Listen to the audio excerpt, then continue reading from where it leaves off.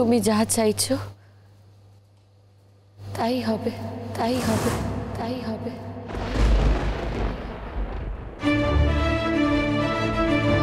কথা দিচ্ছ? আমার কথার কখনো কোনো নড়চড় হয় না। নড়চড় হয় না?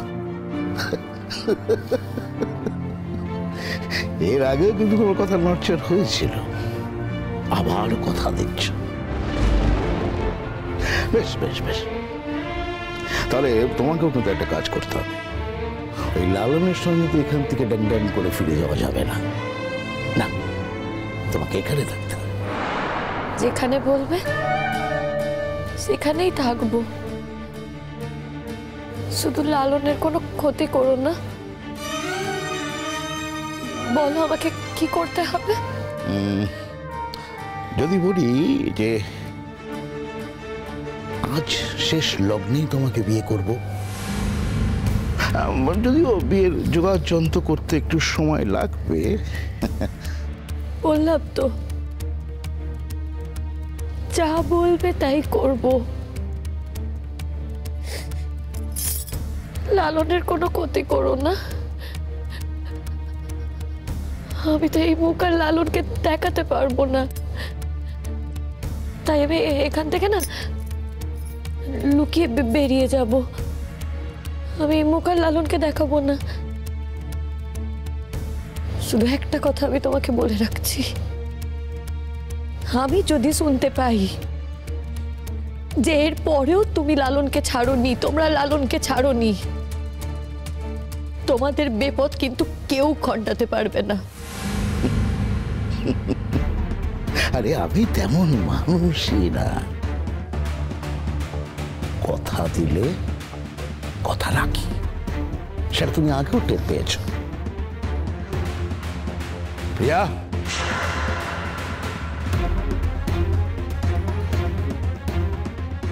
বলো মানিক। প্রিয়া শোনো, বলছি যে তুমি তোমার দিদিকে নিয়ে তোমাদের বাড়িতে যাও, বুঝেছো? আমি ওদিকে ঝামেলাটা মিটিয়ে তারপরে একটু পরে আসছি, ঠিক আছে?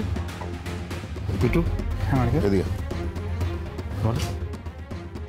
ওদিকে কি খবর? বলছি ছেলেদের তো কিছুতে ঠান্ডা করা যাচ্ছে না মানিকদা। না সেটাই তো স্বাভাবিক, একেবারে অস্বাভাবিক নয়, কিন্তু আমার উপর একটু ভরসা রাখ, সব ঠিক হয়ে যাবে। বলছিলাম যে ফাংশনে তো তোর শ্বশুর শাশুড়িকে নিমন্ত্রণ করার কথা ছিল। হ্যাঁ করেছিলাম তো। তো তারা এলো না কেন? যাকে এবার তোদের আসতে বল। হ্যাঁ আসতে বলবো কেন গো মানিকদা? কেন কি রে, তা বড় মেয়ের বিয়ে যে। তাই নাকি? তারপরে শেষমেশ রাজি হয়েছে? রাজি না হয় উপায় কি?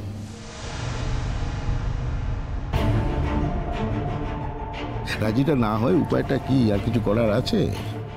তবে আপাতত ওই আমার বাড়ি থেকে বিয়েটা করবো, বুঝছিস? নতুন করে আর মুখ পড়াতে চাই না, একবার তো মুখ পুড়িয়েছি। হ্যাঁ, তো ওই খানিকক্ষণের জন্য তোরা একটু ওদেরকে দায়িত্ব ছেড়ে দিতে, তোর যদি আবার অসুবিধা হয় তাহলে মুশকিল হয়ে যাবে। হ্যাঁ, এই চাবিটা রাখ, সোজা গিয়ে আমার বাড়িতে গিয়ে তোর। আচ্ছা, আমি এই ঝামেলাটা কাটিয়ে তারপর আসছি, ঠিক আছে? ঠিক আছে। আর ওই তোর ওই বন্ধু বান্ধবকে একটু বল বিয়ের যোগাযন্ত্রগুলো একটু রেডি করতে। আরে বিয়ের যোগাযন্ত্র তো আগেই।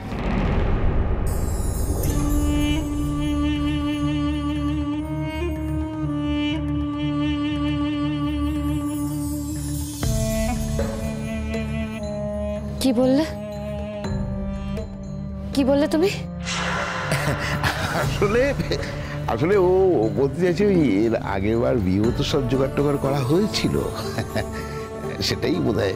এই বেটু শোন না, বলছে তাহলে ওই যেগুলো জোগাড় ছিল সেগুলো যেগুলো এখন যেগুলো লাগবে সেগুলো একটু বারটার কর। ঠিক আছে ঠিক আছে। হ্যাঁ শোনো, তাহলে তুমি যাও।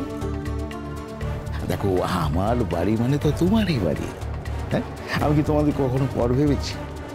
এই প্রিয়া তো এখন থেকে আমার শালিকা, তো ওর এখন আমার বাড়িতে 1000 বার যাওয়ার অধিকার আছে। আর এই যে বিট্টু, আমার ভাইরা আওয়াজ। ঠিক আছে ঠিক আছে। শোনো বলছি, তাহলে তুমি ওই বোন বোনাইয়ের সঙ্গে আমার বাড়ি দেখো এখনো কিন্তু সময় আছে ফুলচুরি। মানে তুমি যদি আমার বাড়ির দিকে রওনা হও তাহলে কিন্তু আমি ওই ঝামেলাটা সামলাতে যাব। কি করবে দেখো।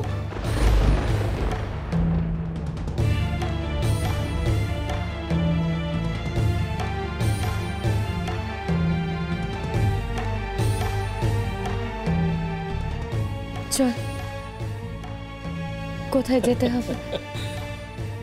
এই তো লক্ষ্মী মেয়ের মতো কথা। এইরকম লক্ষ্মী মেয়ের মতো কথা যদি আগে বলতে তাহলে তো কোনো ঝামেলা হতোই না। আরে মালিকদা যখন দায়িত্ব নিয়েছে আর কোনো গন্ডগোল হবে না। আর লালনকে নিয়ে থানা পুলিশও হবে না, তুমি নিশ্চিন্তে থাকো। তবে একটা কথা তুমি লালনকে বলে দিও, ভবিষ্যতে যেন এইসব কাজ না করে। লালন এ কাজ করেনি, এ কাজ। আমি বিশ্বাস করি লালন এ কাজ করতে পারে না। আরে তোমার বিশ্বাস অবিশ্বাসে এখন আর কিচ্ছু এসে যায় না। কেন এখানে দাঁড়িয়ে আছো, ফালতু কথা বলছো? যাও যাও যাও, তোর বাড়ির দিকে যাও। আর আমি যাই দেখি ঝামেলাটা কি করতে হবে, সামলাতে হবে। শোন না দিদি, ঠাকুর যা করে ভালোর জন্যই করে, কিন্তু তুই হঠাৎ মানিকদাকে বিয়ে করার জন্য রাজি হলি কেন? যাকে ভালোবাসি তার কোনো ক্ষতি চাই না বলে। কার কথা বলছিস? বোকা বোকা প্রশ্ন করছো প্রিয়া। কার কথা বলছে তুমি বুঝতে পারছো না? না বোঝার কি আছে, লালনের কথা বলছে। এই শোনো দিদি, আজ থেকে না তোমার মাথাতে এগুলো জাস্ট ঝেড়ে ফেলো, জাস্ট ঝেড়ে ফেলো। আজ থেকে মানিকদা তোমার স্বামী। হ্যাঁ, আজ থেকে মানিকদাকেই তোমাকে ভালোবাসতে হবে, আর আজ থেকে মানিকদার হয়ে মঙ্গল কামনা করতে হবে তোমাকে। বুঝেছো?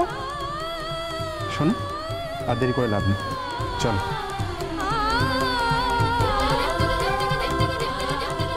কিরে চল, আয়।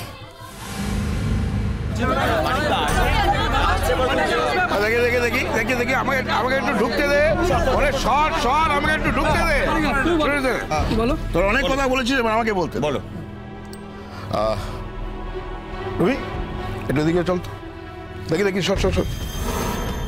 বুঝি দেখ, ওই যা হওয়ার হয়েছে, মানে ও তো বলছে যে ও ইচ্ছে করে করেনি। ও তোর কাছে ক্ষমাও চাইছিস, অতএব তুই ওকে ক্ষমা করে দে। ক্ষমা করে দেবো? হ্যাঁ দিদি,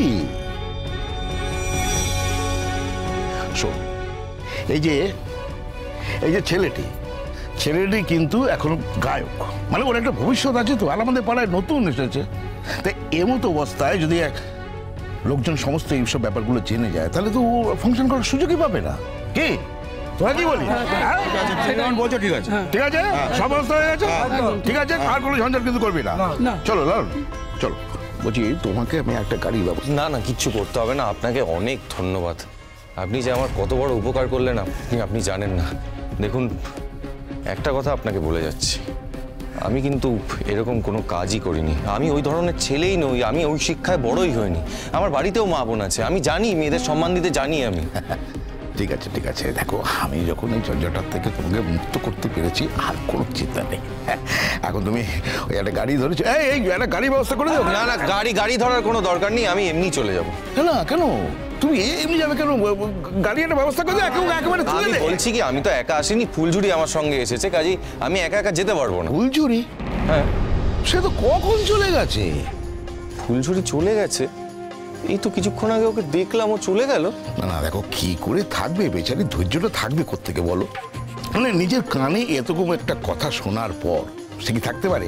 ও তো হন হন করে চলে গেল, কোথায় গেল সেটা কিন্তু আমি জানি না। না না, হতে পারে না, আমাকে না বলে ফুলঝুরি যেতেই পারে না।